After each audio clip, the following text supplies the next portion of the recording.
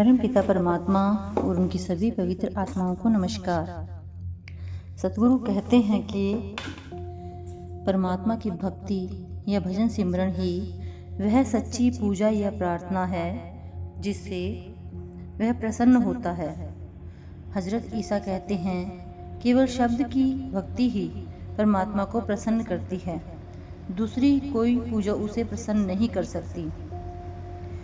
गुरु अमरदास जी फरमाते हैं कि परमात्मा की भक्ति तो सब लोग करते हैं, परंतु भक्ति या पूजा की असली विधि न जानते हुए वे मन के कहे अनुसार पूजा करते हैं जो सफल नहीं होती। शब्द का अभ्यास करके शब्द में मर जाना अर्थात शब्द में पूरी तरह लीन हो जाना, शब्द का रूप ही हो जाना परमात्मा की असली पूजा या प्रार्थना है और यही हमें परमात्मा से मिलाने में सफल होती है। परमात्मा की यह भक्ति परमात्मा की मौज में, परमात्मा के भाने में रहने में हमारी सहायक होती है। यही सबसे उत्तम पूजा या प्रार्थना है, यही सच्ची प्रार्थना है। गुरु अमरदास जी कहते हैं प्रभु की सच्ची भक्ति या पूजा जीव को प्रभु के भाने या मौज में रहने की सामर्थ्य प्रदान करती है। सतगुरु आगे फरमाते हैं कि रूहानी अभ्यास आपको परमात्मा की मौज में रहने में मदद देगा और मालिक के भाने, रजा या मौज में रहना, जीवन की घटनाओं को समता के साथ लेना तथा जो भी परमात्मा दे उसे खुशी के साथ उस परमात्मा की दया समझकर स्वीकार करना ही सबसे बड़ी प्रार्थना है। शरण की ऐसी भावना केवल भजन सिमरन से ही आती है और भजन सिमरन ही वह प्रार्थना है जो परमात्मा को मंजूर है।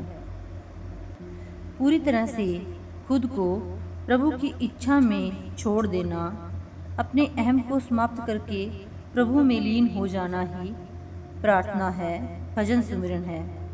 संसार में और कोई ऐसी प्रार्थना नहीं जो परम पिता को खुश कर सके। परमात्मा को केवल यही प्रार्थना पसंद है कि हम उसमें मिल जाने की कामना करें और भजन सिमरन द्वारा ही हमें यह अवस्था प्राप्त हो सकती है।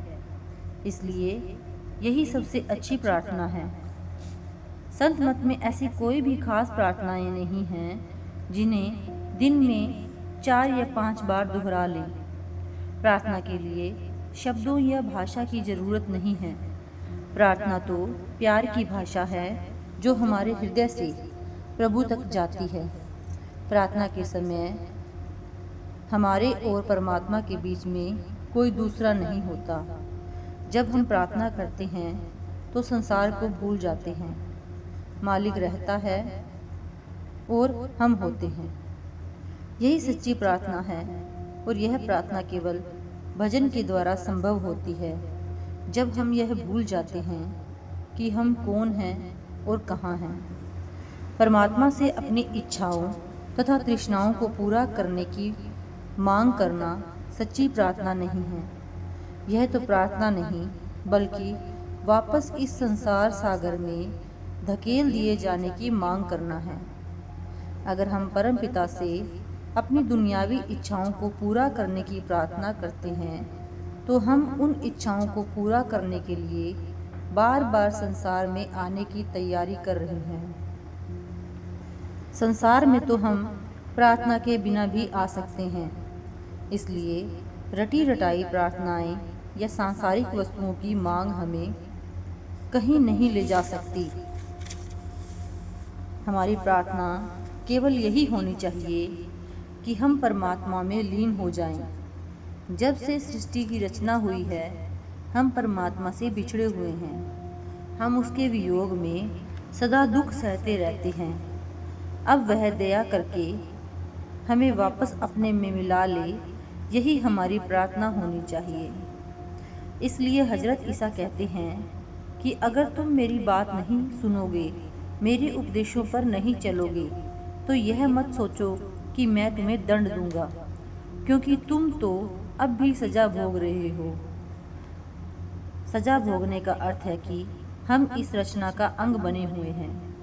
हजरत ईसा कहते हैं कि मैं परमात्मा से तुम्हारी और क्या शिकायत कर सकता हूँ, तुम तो पहले ही अपराधी हो, सजा भुगत रहे हो। अब तो हम इस सजा से मुक्त होकर प्रभु के पास पहुँचना चाहते हैं। Thank you.